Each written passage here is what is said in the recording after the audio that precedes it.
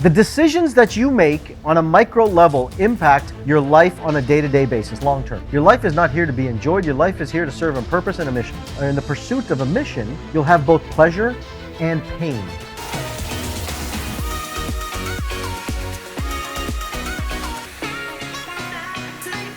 I've got a big agenda lined up for us today because we're going to make sure that we get the information right, we get the dialogue, the content, and we've got so much to cover to give you the transformational tools that you need to be able to grow and rewire your life. Please don't take the simplicity of what I've created as not actuality of transformation. Does that make sense?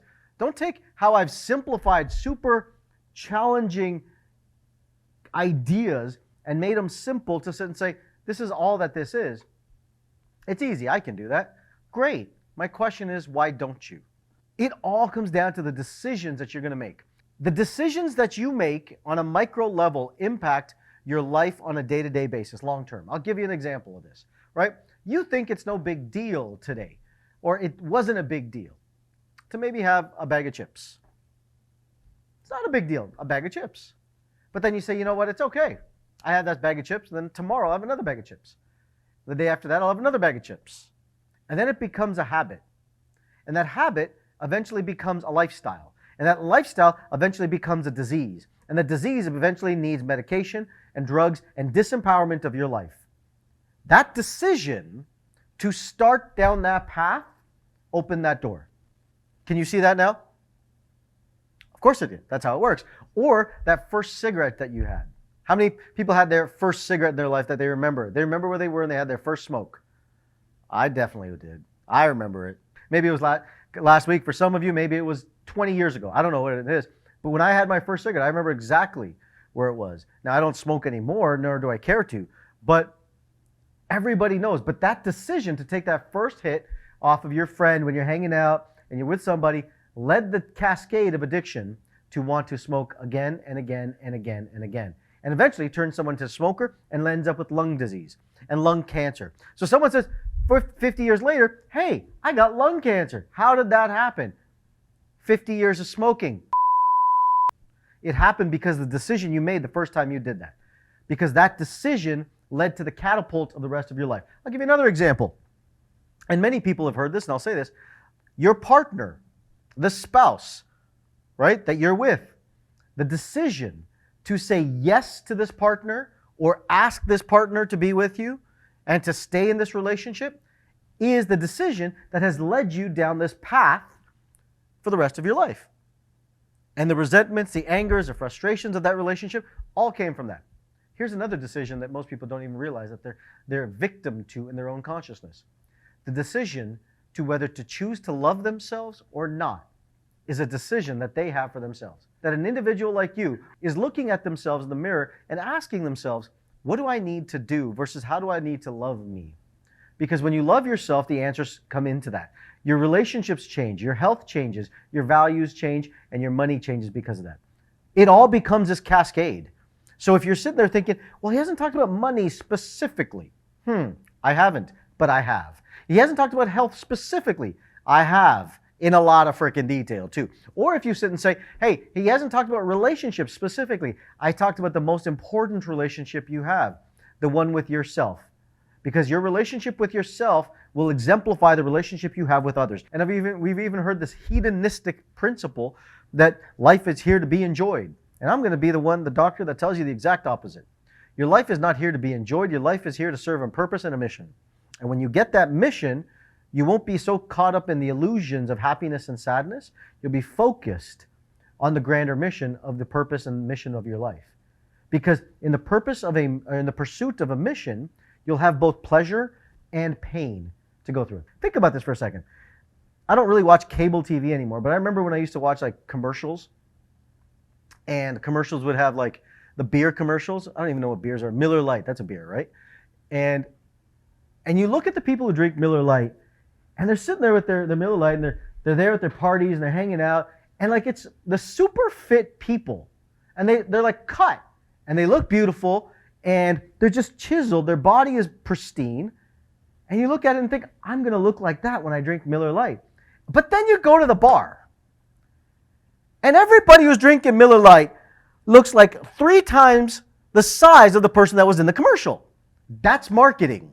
That's a mechanism of say, I'm not that obese. Well, look, beer bellies are a thing because they make round for a reason. It's the yeast in the liver. So I say that to you guys because why is it we do that? Because we have a fantasy of how things are supposed to be. But we talked about the past experiences of your life. And any experience that you've had, that you've got any type of emotion around. We talked, remember the primary emotions and the secondary emotions. From shame and pride to resentment, pride and guilt, right? These 5 emotions, anything that has any of these states is going to move us into the future to compensate for our past. Because you're going to live in the past to the future to try and compensate back and forth versus realizing that from here, what we want to be is in a state of love and gratitude. Most people will sit and a lot of people will sit and tell me, you know what, Dr. Trivedi, I am in gratitude. I am really in gratitude. And here's what I've learned, is that most people are grateful for the things that supported, made them feel good. But they're resentful for the that didn't. Right? I'll say that again. Most people are grateful for the things that made them feel good, but resentful for the things that didn't. And they'll say, I'm grateful, and they write their gratitudes, right? They write them down. They sit there and say, you know, I'm grateful. But they're only grateful for the things that they like. The things that they don't like that still. That's not gratitude. That's not balance. That's not homeostasis. What that is pride. The greater degree of inspirational states you were in, the zone of inspiration, the greater degree of rewiring you've naturally done. The less you've done, the more in the state of desperation you'll be. Now, desperation is an important state because I want you to look at what desperation equals. If I do this chart and I said this is one side of desperation, you feel stuck, lost, scared, and feel hyperactive. If you're in the zone of desperation, you're going to have increased blood sugars. You're going to have increased, as it says, hyperactivity, but increased blood pressure, increased heart rate, increased autoimmune disorders, vulnerability to it, I'll say it that way. Autoimmune. Definitely increased digestive disorders. You're going to have decrease in sleep, decrease energy, decrease vitality, increase, I'll put it here, anxiety, increased depression, decrease, I'll say relationship agreement. Does that make sense when you like just having balanced relationships? Say this. Don't hate me when I say it. Decreased cash flow, increased financial challenges. Because all of this is the neurologic state of a word called survival. That's all it's about. You're constantly in a state of survival, constantly looking at it and saying, these are the things that are going on. I'm constantly in desperation because back here, some point in your life, you've got stuff that is there that you haven't healed. And that stuff is continuing to move forward. I'm not here to make you successful. I'm here to help you heal your life so that you can be successful. When you heal your life, then you become successful. If you continually chase success, you're never going to have it. And you'll think you'll find success, but you're going to miss fulfillment. But all of these symptoms, these classes of symptoms that we talk about, whoops, what did I do? These classes of symptoms are there to give you feedback to let you know that you've got past that you've got to work on.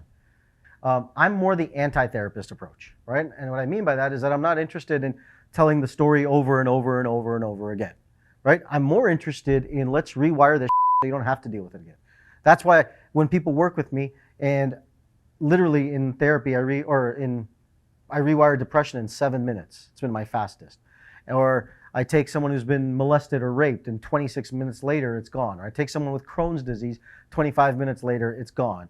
Or diabetes, in 15 minutes or 17 minutes is history. Like, and it's not, I'm not going there to cure those things. I'm going there to get them to find love in their life. And when they get that, the symptom goes away. That's why I can sit and tell you is that I'm not trying to be a medical doctor and cure a disease. I'm trying to be a doctor that helps you heal your life so that the disease goes away. Does that make sense? It's completely a different model to what people think. But if you heal the cause of the issue, then you heal the external circumstances. And every symptom, from a lack of relationship to a lack of money to a lack of health, or what you think is health, is a symptom trying to get you back to become whole and love who you are. When you do that, then all of that goes away. And I can say this to you, not preaching from an ivory tower with an academic degree, because I did it to myself. I know this myself. Because everything I'm writing here, I lived through.